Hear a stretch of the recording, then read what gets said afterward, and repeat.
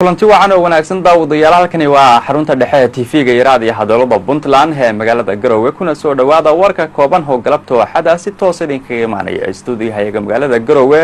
qodobada warkaan idinku hayo waxaa kamid ah dawladda Puntland oo sheegtay in shacabka iyo dawladduba ay si wada jir ah uga jawaabayaan daandaansiga ay maamulka Soomaaliland ku doonayso in sanaadiiqda codbixinta ay ku keento meel kamid ah deegaanada Puntland wasiirka wasaaradda arrimaha gudaha dawladda hoose iyo horumarinta reer miyiga ee dawladda Puntland ayaa Puntland TV u sheegay in dawladdu ay difaacayso dhammaan deegaanadeeda cid kasta oo ku soo xadgudubtana ay talaabo ka qaadayso arrintan waxay ka dambeysay kadib markii dad qaba dhaawacyo la keenay isbitaalka guud ee magaalada Garowe kuwaasi oo ah 3 qof oo isugu jira 2 rag iyo 1 haweeney ah oo ciidamo ka tirsan maamulka Soomaaliland ay ku xabadeeyeen deegaanka xalin ee gobolka Sool kadib markii ay iska diideen inay qaataan kaararka codbixinta ee maamulkaasi.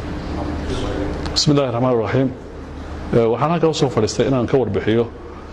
deegaanada Sool iyo Sanaag iyo Cayn ee ay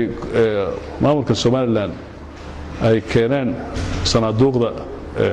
ay ku jiraan kaararka ilayhi waa codbixin runtii shacabka gobolada degani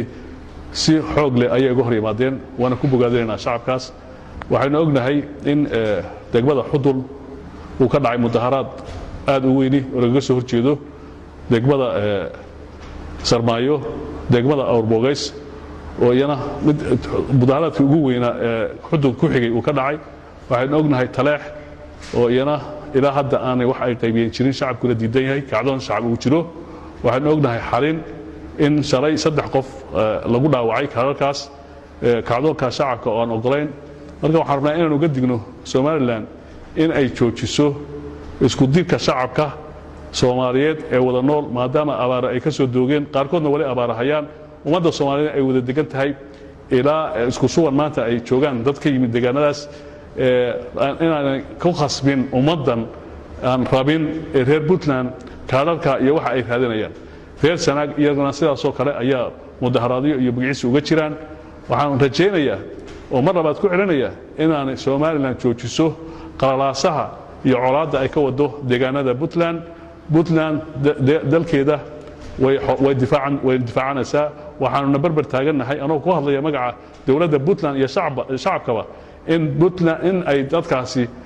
in dawladdu ay difaacan doonto Puntland difaacayso deegaanadeeda shalay waxaan tagay Tukarraq iyo aagaas nabad buu ahaa oo dhul nabadeed nabad baa ka jirta waxaanu rajaynaynaa in nabadaas aanay carqaladeyn maamulka Soomaaliland